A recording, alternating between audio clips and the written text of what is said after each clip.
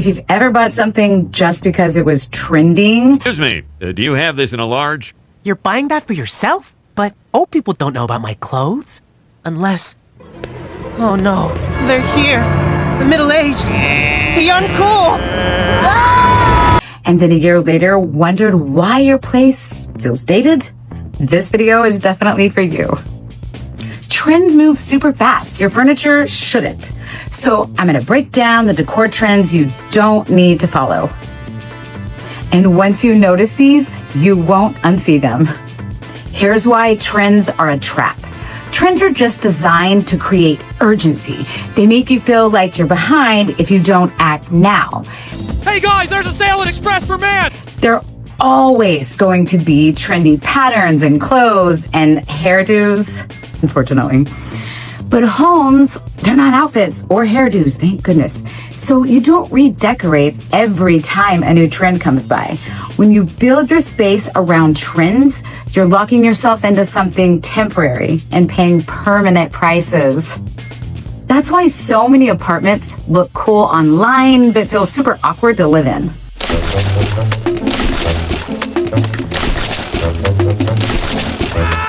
Trend number 1, overly themed rooms. One of the biggest mistakes I see is people committing too hard to one theme. You're doing too much. Industrial, boho, ultra-modern, all black everything, all white everything. When a room is too themed, it feels like a set, not a home. Instead of choosing a theme, choose structure. Clean layout and neutral base, a few strong pieces. Style should support the room, not just take it over. Matching furniture sets, matching pillows, matching art. This does not look polished. It looks like you went through a drive-thru and bought a room in a box. Real design has contrast, mixed materials, mixed textures. Let things feel collected, not packaged. Your space should look like it evolved, not like it just came out of a catalog. Trend number 3, statement everything. One statement piece is super powerful. That's why it's a statement piece.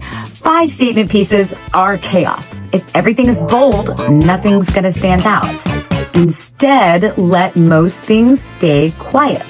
Then choose one thing to speak. That's how rooms feel intentional instead of loud. Trend number 4, copy paste Instagram rooms. Instagram rooms are styled for photos, not for real life. They don't show clutter, they don't show storage, they don't show how people actually live in the spaces. If your goal is to recreate a photo, your space is always going to feel off and actually not fun to live in. Use those for inspiration, not imitation. Take ideas, not exact blueprints. Here's a better approach. Start with timeless basics, neutral furniture, simple patterns, quality over quantity. Then and only then add trends through small replaceable items like pillows and throws, art, decor.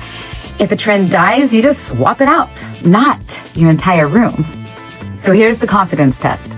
Before you buy anything, ask yourself, would I still like this if no one saw it online? If the answer is no, it's probably a trend talking. Your space should feel good to you first, not the algorithm.